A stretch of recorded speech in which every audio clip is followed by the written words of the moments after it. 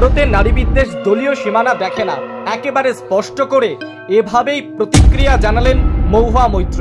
বরাবরই প্রতিবাদী কণ্ঠস্বর হিসেবে পরিচিত মহুয়া কসবা কাণ্ডের পর সরব হয়ে উঠেছেন। নারী বিদ্বেষ নিয়ে এবার মুখ খুললেন সরাসরি কৃষ্ণনগরের তৃণমূল সাংসদ মহুয়া মৈত্র। কল্যাণ মদনের কথায় তীব্র প্রতিবাদ জানিয়ে ল কলেজের ছাত্রীর পাশেই যেন দাঁড়ালেন মহুয়া মৈত্র।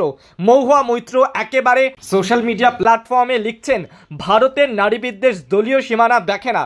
পার্থক্য হলো যেই ভুল করুক না কেন তৃণমূল কংগ্রেস এই জঘন্য মন্তব্যগুলির নিন্দা করে। মহুয়া মৈত্র যেভাবে স্পষ্ট করে এই ইঙ্গিত করলেন, সেই ইঙ্গিত থেকে স্পষ্ট হচ্ছে কল্যাণ বন্দ্যোপাধ্যায় ও মদন মিত্রের যে মতামত, সেই মতামতকেই যেন তিনি কটাক্ষ করলেন। মহুয়া মৈত্র যেভাবে বলছেন যে ভারতের নারী বিদ্বেষ দলীয় সীমানা দেখে না, কিন্তু কোন মন্তব্য করেছিল কল্যাণ বন্দ্যোপাধ্যায় ও মদন মিত্র একে একে শোনা যাক।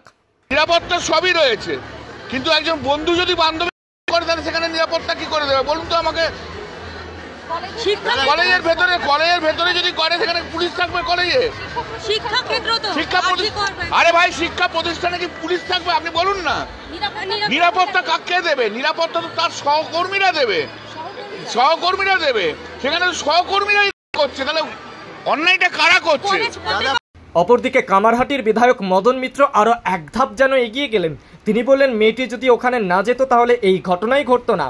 এভাবেই তৃণমূল কংগ্রেসের দুই প্রতিনিধির দুরকম বক্তব্য সামনে এসেছে, আর সবটাকেই যেন খারিজ করে দিলেন এক নিমেষে মহুয়া মৈত্র। গর্জে উঠলেন তিনি। এভাবেই নারী বিদ্বেষের কথা যেন তিনি একেবারে উল্লেখ করলেন নিজের পোস্টের মাধ্যমে। রাস্তায় যে প্রতিবাদ দেখাতে পারলেন না, সেই প্রতিবাদ এবার লালবাজারের সেন্ট্রাল লকআপে বসে দেখালেন।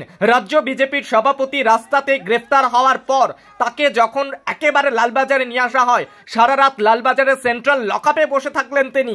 জামিন নিলেন না।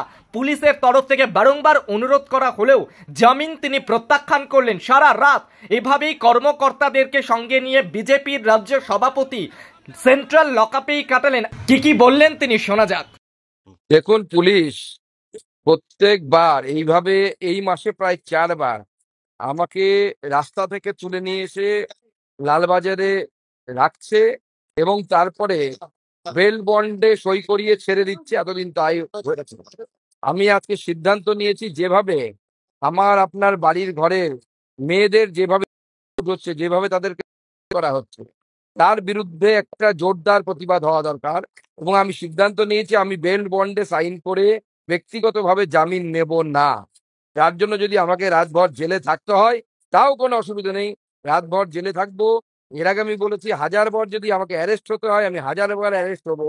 কিন্তু বাংলার মেয়েদের সম্মান নিয়ে, বাংলার মেয়েদের এইভাবে সম্মান, তাদের এইভাবে ছিনিমিনি খেলা যাবে না। জামিন তিনি প্রত্যাখ্যান করলেন। সারা রাত এভাবেই কর্মকর্তাদেরকে সঙ্গে নিয়ে বিজেপির রাজ্য সভাপতি সেন্ট্রাল লকআপেই কাটালেন। আর তিনি কি বার্তা দিলেন? তিনি বললেন, আমাকে বারবার রাস্তা থেকে ধরে নিয়ে যাওয়া হয়, আমি আর এবার কোনো মতেই ব্যক্তিগত বন্ডে সই করে জামিন নেব না। সারা রাত এভাবেই আমরা বসে থাকব।